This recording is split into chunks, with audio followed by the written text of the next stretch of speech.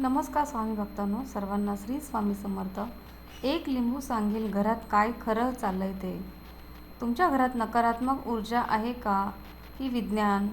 श्री स्वामी समर्थ. सर्वांना ही कथा नक्की आवडेल. नमस्कार स्वामी भक्त हो. आज आपण अशा एका विषयाबद्दल आपण बोलणार आहोत, ज्याबद्दल अनेकांच्या मनामध्ये उत्सुकता असते. घरामध्ये अचानक सतत भांडणे होणे, कामात अडथळे येणे, मन अस्वस्थ राहणे, काहीच नीट न घडणे. अशा वेळी अनेक जण असं म्हणतात की घरात काहीतरी आपल्या नकारात्मक ऊर्जा आहे. मग काही लोक एक उपाय सांगतात. एका काचेच्या ग्लासमध्ये स्वच्छ पाणी भरायचे आहे आणि त्यामध्ये एक ताजे लिंबू टाकायचे आहे. लिंबू तरंगले तर एकच अर्थ, बुडाले तर दुसरा अर्थ. पण खरंच हे सत्य आहे का? तर आजची कथा तुम्हाला श्रद्धा आणि विवेक यांचा सुंदर समतोल शिकवेल. तर बघा स्वामी भक्तांनो, अशीच एक कथा, खूप मनोरंजक कथा आहे. एका गावामध्ये एक सुमन नावाची एक स्वामी भक्त होती. तिचे कुटुंब आनंदी होते, पण काही महिन्यातच सर्व काही बदलले. पतीच्या व्यवसाय मंदावला, मुलगा सतत आजारी पडू लागला, घरात किरकोळ कारणावरून वाद होऊ लागले.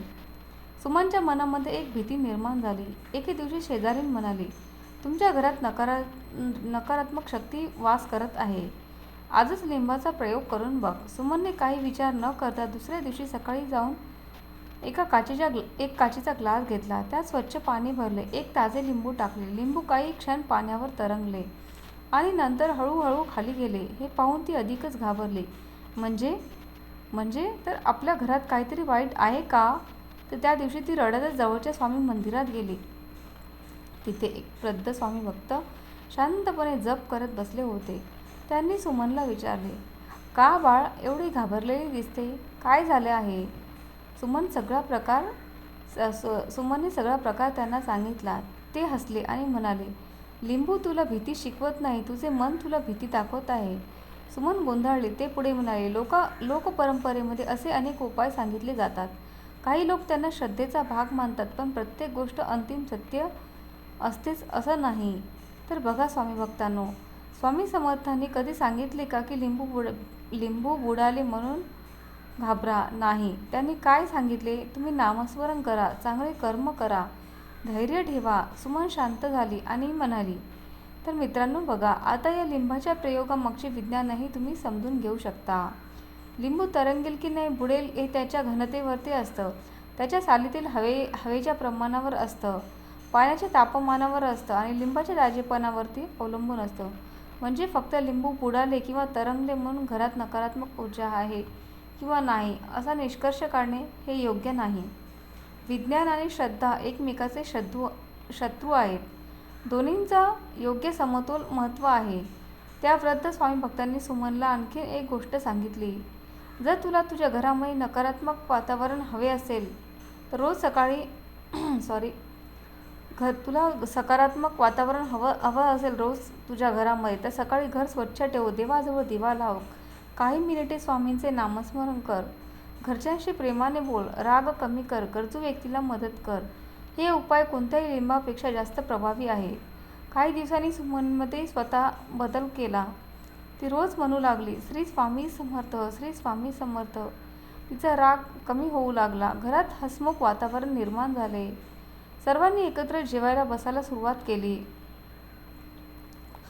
पतीने पुन्हा नव्याने उत्साहाने नव्याने काम सुरू केले.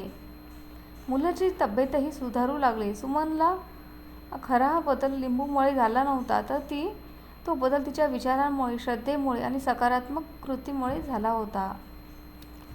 अनेक घरामध्ये मीठ, तांदूळ किंवा लिंबू वापरून जर उतरवण्याच्या पारंपरिक पद्धती आजही प्रज्वलित आहेत. या परंपरा अनेक कुटुंबांमध्ये श्रद्धेने पाळल्या जातात, परंतु त्या प्रत्येक परिस्थितीमध्ये वैज्ञानिकदृष्ट्या सिद्ध झालेल्या आहेत, त्यामुळे असे म्हणता येत नाही.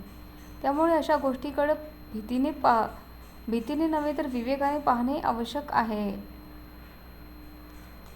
तर बघा स्वामी भक्तांनो, कोणत्या गोष्टीवर अधिक भर द्यावा आणि रोज काही वेळ नामस्मरण नक्की करावे, प्रामाणिक कष्ट करावे, आई वडिलांचा आदर करावा, सत्य आणि प्रामाणिकपणा आपल्यामध्ये ठेवावा, दान आणि सेवा करणे थांबवू नये. सकारात्मक विचार याच गोष्टीच्या मनाला खऱ्या अर्थाने बळ देतात. लक्षात ठेवा, भीती माणसाला कमकुवत बनवते, श्रद्धा आणि त्याला मजबूत बनवते. अंधविश्वासावर प्रश्न विचारू देत नाही, विवेकयोग्य निर्णय घ्यायला शिकवतात. त्यामुळे स्वामी समर्थ महाराजांचा संदेश हाच आहे, भिवू नकोस, मी तुझ्या पाठीशी आहे. म्हणून कोणत्याही अफवा, कोणत्याही भीती आणि कोणाच्या लोकांच्या बोलण्यावर तुम्ही विश्वास ठेवू नका. तुम्ही श्रद्धा ठेवा, विवेक ठेवा आणि आपल्या जीवनामध्ये चांगले कर्म करत राहा. जर हा संदेश तुम्हाला आवडला असेल तर हा व्हिडिओ आपला मित्रपरिवारासोबत नक्की पोहोचवा. व्हिडिओ आवडला तर व्हिडिओ लाईक करा, शेअर करा आणि सबस्क्राईब करा.